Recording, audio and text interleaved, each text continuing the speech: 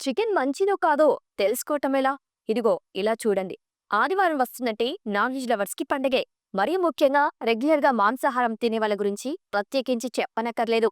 అయితే మనలో చాలా మంది నాన్ వెజ్ అంటే చికెన్ తినేవాళ్ళ సంఖ్యే అధికంగా ఉంటుంది. తక్కువ డబ్బుకే వస్తుందనే కాకుండా త్వరగా ఉడికిపోతుంది, టేస్ట్ కూడా బాగుంటుందనే కారణంతో చికెన్ ప్రిఫర్ చేసేవాళ్ళు చాలా మంది ఉంటారు. అయితే చికెన్ తినేవాళ్ళు, కొనుగోలు చేసే వాళ్ళలో చాలా మందికి మంచి చికెన్‌ని గుర్తించటం ఎలా అనే విషయం చాలా మందికి తెలియదు. కొందరు మొత్తం కోడిని కొనుగోలు చేసి కళ్ళ ముందే కట్ చేయించే చికెన్ తీసుకుంటారు.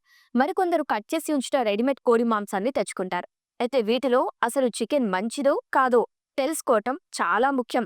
అన్నిటిలో మొదటిది చికెన్ వాసన ద్వారా క్వాలిటీ చెక్ చేయవచ్చు. ఇది వింత వాసన వస్తే అది చెడిపోయిందిగా గుర్తించాలి. ఇక తాజా చికెన్ తేలికపాటి వాసన మాత్రమే కలిగి ఉంటుంది. ఇక చెడిపోయిన చికెన్ బలమైన పుల్లని కుళ్ళిన వాసన కలిగి ఉంటుంది.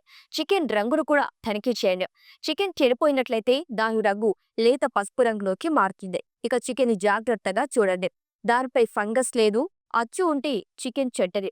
చికెన్ వండిన తర్వాత కూడా అది చెడ్డదో కాదో చెప్పవచ్చు. ఇక చికెన్ చెడ్డదైతే అది ఉడికిన తర్వాత రబ్బర్ లాగా ఉంటుంది.